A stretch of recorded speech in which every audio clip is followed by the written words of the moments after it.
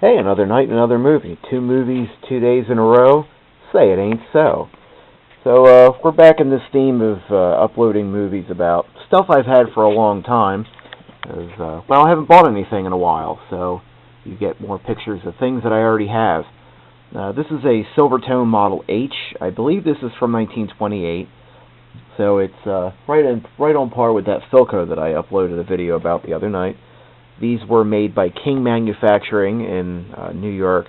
Not exactly sure where in New York off the top of my head, but one of those somewhere up in the great north of the gigantic state there. This pretty Silvertone brass badge. This is an unrestored radio, as you might guess. You see a little bit of water damage back there. Neat crinkle coat, kind of multi-tone, kind of a goldish color there, but a darker brown on the edge. Back to that copper tone theme I was talking about. I'm running this with this here speaker. This is, I think this is a Peerless. I'm really not sure.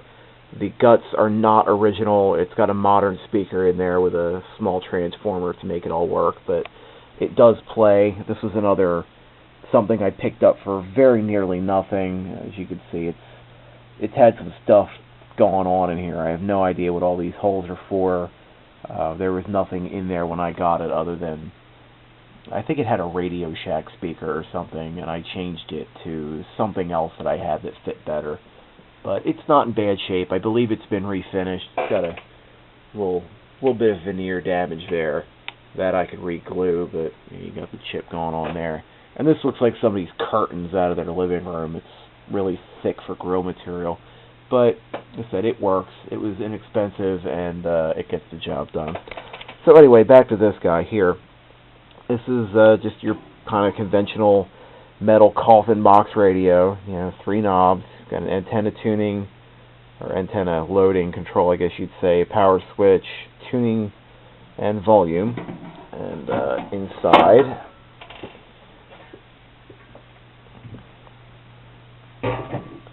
group of 26s, a 27. Let's see, these are all 26s. I believe this is the 71A. That's the 27 detector.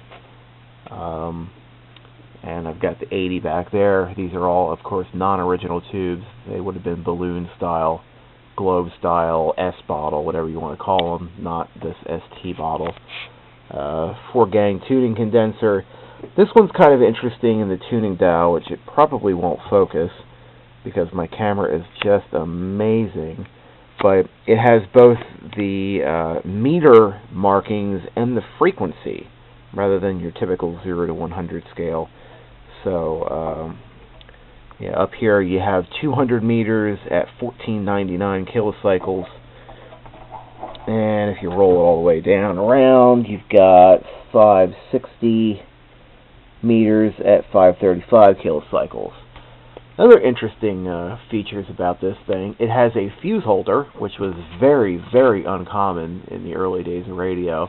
Most of them would just, they'd catch on fire and burn your house down if something went severely wrong. And a voltage selector. I've seen some early 20s radios have a 110, 120 selector. This one's got 100, 110, 120, and 130. So that's kind of neat. Other than that, let's see, those are the interstage transformers, and as you might guess, they are tar potted, and they are a little bit leaky down there. It does work. This is an unrestored radio. The power switch is flaky on it, so I do need to replace that. Scarier, though, it has rubber-coated wiring inside. This is a blob of rubber as the tuning stop, but you can see that this is all cracked and deteriorated. That's what all the wire insulation on the bottom side of this thing looks like. So it really needs a rewire. I think this may be only the second or third time I've ever turned this radio on just because of that. But we're living dangerously tonight, and I figured I'd want to give you a quick demo. My normal station out of Canada was not coming in very well, so we're going to try and see if I can get this one to come back in. Remember Ken Black. His 14-track CD features 11 of Black's heartfelt favorites as well as 3 new recordings especially created for this album. Black wrote and co-wrote all 14 songs on the album, Clint Black, almost That's 22 years. a little crabby, as you can tell. Performed 2 songs with him. Well, anyway, they're yammering along, but that's WSN out of Nashville. I am in New Jersey, and we're listening to a station out of Nashville, Tennessee, on a basically original 1928 radio. Not too bad, I don't think. Let me see if I can get the CFZM here.